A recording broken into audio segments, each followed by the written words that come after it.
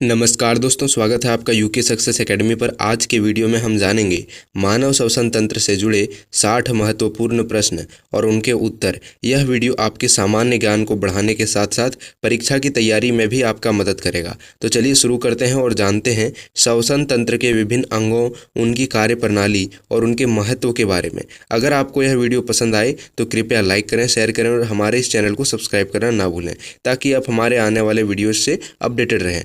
चलिए अब हम पहले प्रश्न के साथ शुरू करते हैं। दोस्तों, आपका पहला प्रश्न है, मानव श्वसन तंत्र के मुख्य अंग कौन से हैं? आपका उत्तर है फेफड़ा, नाक, नासिका, श्वास नली, ब्रोंकाई। दूसरा प्रश्न है, श्वसन का प्रक्रिया में किस गैस का आवश्यकता होता है? आपका उत्तर है ऑक्सीजन। तीसरा प्रश्न है, फेफड़ों में ऑक्सीजन और कार्बन डाइऑक्साइड का आदान प्रदान कहाँ होता है? आपका उत्तर है अल्वियोली में। चौथा प्रश्न है, श्वसन तंत्र में वायु का प्रवेश किसके माध्यम से होता है? आपका उत्तर है नाक के माध्यम से। पांचवा प्रश्न है, फेफड़ों में कुल कितनी लोब्स होता है? आपका उत्तर है दाएं फेफड़े में 3 लोब्स और बाएं फेफड़े में 2 लोब्स, कुल मिलाजुला के 5 लोब्स होता है। छठा प्रश्न है, डायफ्राम क्या है? आपका उत्तर है एक मांसपेशी झिल्ली जो श्वसन प्रक्रिया में मदद करता है। सातवां प्रश्न है, श्वास नली का क्या कार्य होता है? आपका उत्तर है यह वायु को नासिका ग्रह से फेफड़ों तक ले जाता है। आठवां प्रश्न है, कार्बन डाइऑक्साइड किस प्रक्रिया में उत्पादित होता है? आपका उत्तर है कोशिकीय श्वसन में। नौवां प्रश्न है, मानव श्वसन तंत्र में वायु की दिशा क्या होता है? आपका उत्तर है नाक से नासिका, नासिका से ग्रासनी, ग्रासनी से श्वास नली और श्वास नली से ब्रोंकाई, ब्रोंकाई से ब्रोंकियोल्स, ब्रोंकियोल से अल्वियोली में। आपका 10वां प्रश्न है, श्वास के दौरान कौन सी मांसपेशियां सक्रिय होती है? आपका उत्तर है डायफ्राम और इंटरकॉस्ट मांसपेशियां। 11वां प्रश्न है, फेफड़ों की सतह को कवर करने वाली झिल्ली को क्या कहते हैं? सही उत्तर है फ्लूरा। 12वां प्रश्न है, श्वसन तंत्र में बलगम का क्या कार्य होता है? आपका उत्तर है वायु में मौजूद धूल और कणों को फंसाना। 13वां प्रश्न है, मानव शरीर में कुल कितनी श्वास नलिकाएं होता है? आपका उत्तर है 2। 14वां प्रश्न है, ऑक्सीजन का सबसे बड़ा हिस्सा किस अंग में अवशोषित होता है? आपका उत्तर है फेफड़ा में। 15वां प्रश्न है, श्वसन दर को मस्तिष्क का कौन सा हिस्सा नियंत्रित करता है? आपका सही उत्तर है मेंडुला ऑब्लोंगाटा। 16वां प्रश्न है, क्या श्वसन केवल फेफड़ों में ही होता है? आपका उत्तर है नहीं, श्वसन पूरे शरीर की कोशिकाओं में होता है। 17वां प्रश्न है, फेफड़ों में रक्त प्रवाह के लिए जिम्मेदार मुख्य रक्त वाहिका कौन सा है? आपका उत्तर है प्लमोनरी आर्टरी। 18वां प्रश्न है, श्वसन तंत्र में अवरोध उत्पन्न करने वाला प्रमुख बीमारियां कौन सा है? आपका उत्तर है अस्थमा, ब्रोंकाइटिस, निमोनिया। 19वां प्रश्न है, श्वसन तंत्र में गहरी श्वास लेने को क्या कहते हैं? आपका उत्तर है डायफ्रामेटिक ब्रीदिंग। 20वां प्रश्न है, प्रत्येक श्वसन चक्र में सामान्य वयस्क व्यक्ति कितनी बार श्वास लेता है? आपका उत्तर है लगभग 12 से 20 बार प्रति मिनट। 21वां प्रश्न है, फेफड़ों को ऑक्सीजन लेने की कुल क्षमता कितना होता है? आपका उत्तर है लगभग 6 लीटर। 22वां प्रश्न है, छोटे बच्चों में श्वसन दर कितना होता है? आपका उत्तर है लगभग 30 से 60 बार प्रति मिनट। 23वां प्रश्न है, श्वास की गिनती किस उपकरण के द्वारा किया जाता है? आपका उत्तर है स्पाइरोमीटर। 24वां प्रश्न है, श्वास के दौरान हवा का आदान प्रदान किस प्रकार होता है? आपका उत्तर है विसरण के माध्यम से। 25वां प्रश्न है, नासिका ग्रह में पाए जाने वाले बालों का क्या कार्य होता है? आपका उत्तर है धूल और अन्य कणों को फंसाना। 26वां प्रश्न है, लाइरिक्स का सामान्य नाम क्या है?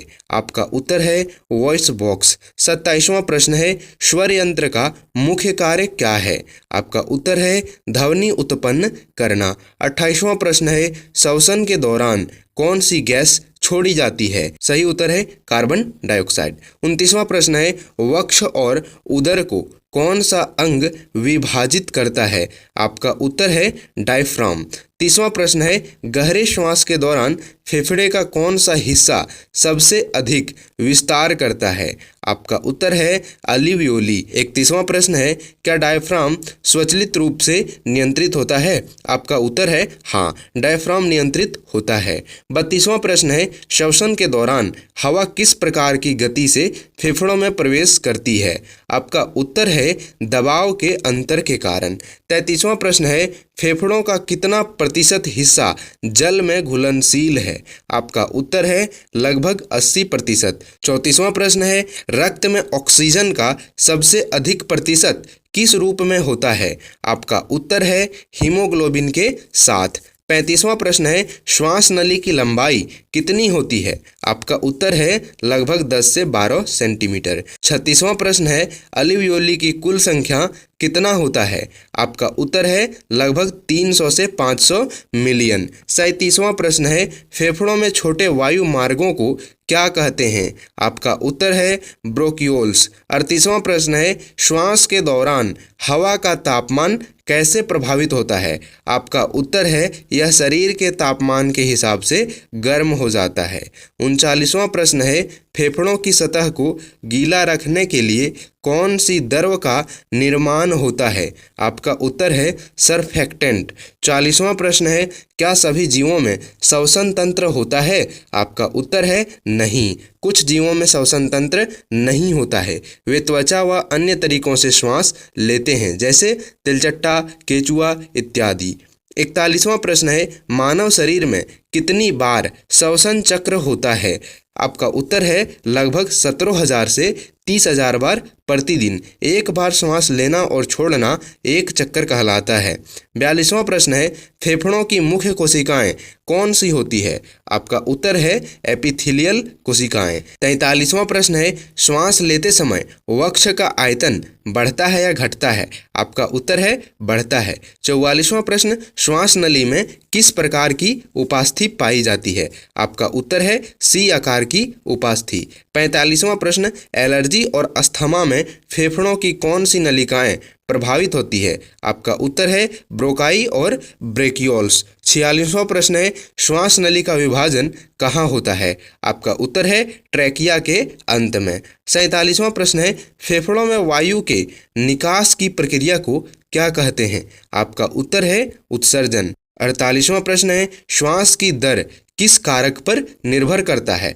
आपका उत्तर है शारीरिक गतिविधि या उम्र या स्वास्थ्य। 49वां प्रश्न है फेफड़ों में हवा की गिनती करने का उपकरण कौन सा है? आपका उत्तर है पिक फ्लो मीटर। 50वां प्रश्न है फेफड़ों की प्रतिरोधक क्षमता को क्या कहते हैं? आपका उत्तर है स्पाइरोमेट्री। 51वां प्रश्न है फेफड़ों का रोगी कौन सी बीमारी से पीड़ित हो सकता है? आपका उत्तर है टीबी, निमोनिया व अस्थमा। 52वां प्रश्न है श्वास नली की आंतरिक दीवार पर क्या पाया जाता है? आपका उत्तर है सीलिया और बलगम। 53वां प्रश्न है सांस लेते समय क्या होता है? आपका उत्तर है वक्ष का विस्तार और वायुमंडलीय हवा का प्रवेश। 54वां प्रश्न है फेफड़ों की देखभाल कैसे की जा सकती है? आपका उत्तर है धूम्रपान न करना, प्रदूषण से बचना, नियमित व्यायाम करना। 55वां प्रश्न है श्वसन के समय ऑक्सीजन का प्रवाह कैसे होता है? आपका उत्तर है उच्च दबाव से निम्न दबाव की ओर। 56वां प्रश्न है फेफड़ों का कुल भार कितना होता है? आपका उत्तर है लगभग 1.3 किलोग्राम। 57वां प्रश्न है श्वास की गिनती किसके द्वारा की जाती है? आपका उत्तर है मेडिकल प्रोफेशनल द्वारा। 58वां प्रश्न है श्वसन तंत्र में बलगम का क्या कार्य होता है? आपका उत्तर है धूल और सूक्ष्म जीवों को फंसाना। 59वां प्रश्न है फेफड़ों में हवा की नली का विभाजन कितनी बार होता है? आपका उत्तर है लगभग 23 बार। 60वां प्रश्न है श्वास की दर को कैसे मापा जाता है? आपका उत्तर है 1 मिनट में कितनी बार श्वास लिया जाता है। दोस्तों अगर वीडियो पसंद आया होगा तो वीडियो को लाइक कर दीजिएगा और भी इसी तरह के वीडियोस को देखने के लिए हमारे इस चैनल को सब्सक्राइब कर लीजिएगा। चलिए मिलते हैं अगले वीडियो में।